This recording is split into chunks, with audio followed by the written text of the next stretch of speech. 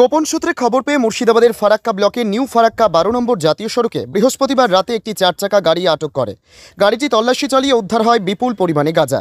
শুক্রবার সকালে ফারাক্কার এসডিপিও সাংবাদিক সম্মেলন করে জানান, উত্তরবঙ্গ থেকে দক্ষিণবঙ্গে নিয়ে যাচ্ছিল এই বিপুল পরিমাণে গাঁজা। গাঁজার পরিমাণ 96 কেজি, যার বাজার মূল্য প্রায় 10 লক্ষ টাকা। ধৃতরা হলো কার্তিক ভক্ত, বয়স 34, বাড়ি গাইঘাটা; বাপি প্রামাণিক, বয়স 38, বাড়ি নদিয়ার চাকদা। শুক্রবার তাদের বহরমপুর আদালতে 7 দিনের পুলিশ হেফাজত চেয়ে পাঠানো হয়। এর সঙ্গে আর কেউ জড়িত রয়েছে কিনা, কোথা থেকে কি উদ্দেশ্যে নিয়ে যাচ্ছিল তা তদন্ত করে দেখছে ফারাক্কা থানার পুলিশ।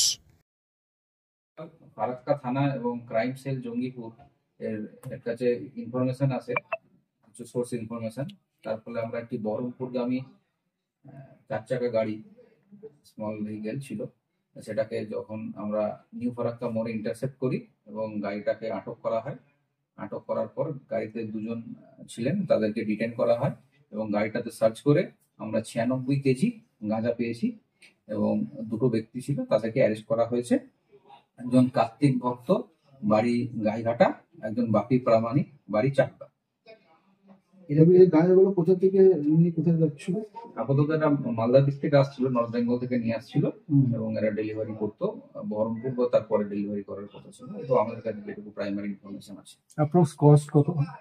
অ্যাপ্রক্স প্রায় 10 লাখ টাকা। এবার বাসে নিয়ে যাচ্ছিল? না, এটা মারুতি আর্টিকা গাড়ি। আচ্ছা, গাড়িটা কি যে যারা 2 জন ছিল তাদের মধ্যে কাউকে একজন নাকি গাড়িটা? না, গাড়িটা অন্যজনের, আমরা গাড়িটার ডিটেলস বার করছি।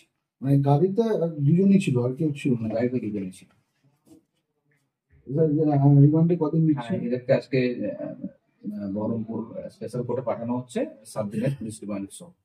কিছু মনে হচ্ছে স্যার যে এর পিছনে কারা জড়িত আছে?